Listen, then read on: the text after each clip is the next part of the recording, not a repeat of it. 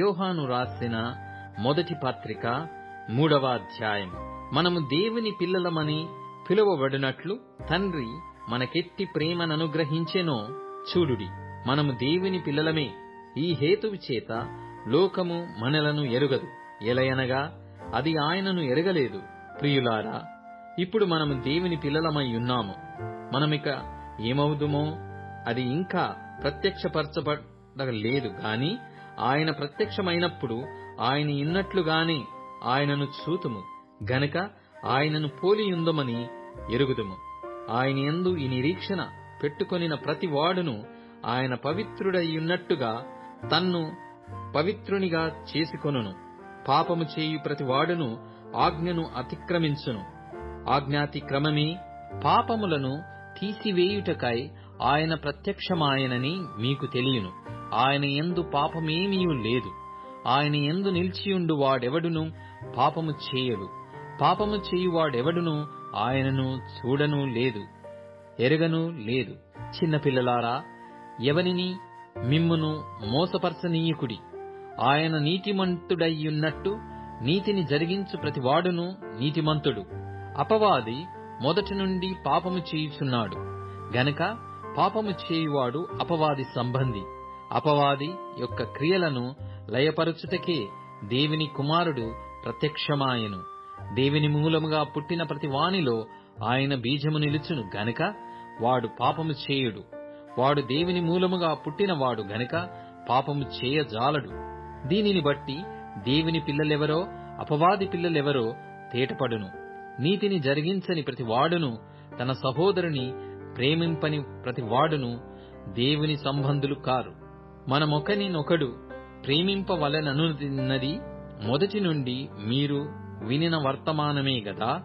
మనము కయీను వంటి వారమై ఉండరాదు. వాడు దుష్టుని సంబంధి అయి తన సహోదరుని చంపెను. వాడతనిని ఎందుకు చంపెను? తన క్రియలు చెడ్డవియు తన సహోదరుని క్రియలు నీతి గలవియునై ఉండెను గనుకనే గదా. సహోదరులారా, లోకము మిమ్మును ద్వేషించిన ఎడల ఆశ్చర్యపడకుడి. మనము సహోదరులను ప్రేమించుచున్నాము గనక మరణములో నుండి జీవములోనికి దాటియున్నామని ఎరుగుదుము. ప్రేమ లేనివాడు మరణమందు నిలిచియున్నాడు. తన సహోదరుని ద్వేషించువాడు నరహంతకుడు. ఏ నరహంతకుని యందును నిత్యజీవముండదని మీరెరుగుదురు. ఆయన మన నిమిత్తము తన ప్రాణమును పెట్టెను గనక దీనివలన ప్రేమ ఎట్టిదని తెలుసుకొనుచున్నాము. మనము కూడా సహోదరుల నిమిత్తము మన ప్రాణములను పెట్టబద్ధులమయ్యున్నాము.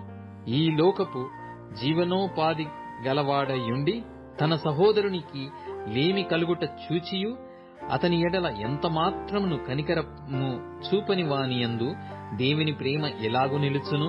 చిన్నపిల్లలారా, మాటతోనూ నాలుకతోనూ కాక క్రియతోనూ సత్యముతోనూ ప్రేమింతము. ఇందువలన మనము సత్య సంబంధులమని ఎరుగుదుము. దేవుడు మన హృదయము కంటే అధికుడై సమస్తమును ఎరిగియున్నాడు గనక మన హృదయము ఏ ఏ విషయములలో మన యందు దోషారోపణ చేయునో ఆయా విషయములలో ఆయన ఎదుట మన హృదయములను సమ్మతిపరచుకొందుము. ప్రియులారా, మన హృదయము మన యందు దోషారోపణ చేయని ఎడల దేవుని ఎదుట ధైర్యము గలవారమగుదుము. మరియు మనమాయన ఆజ్ఞలను గైకొనుచు ఆయన దృష్టికి ఇష్టమైనవి చేయుచున్నాము గనక మనమేమి అడిగినను అది ఆయన వలన మనకు దొరుకును.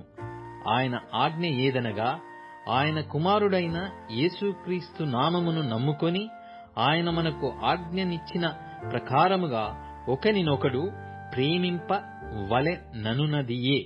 ఆయన ఆజ్ఞలను గైకొనువాడు ఆయన యందు నిలిచియుండును, ఆయన వానియందు నిలిచియుండును.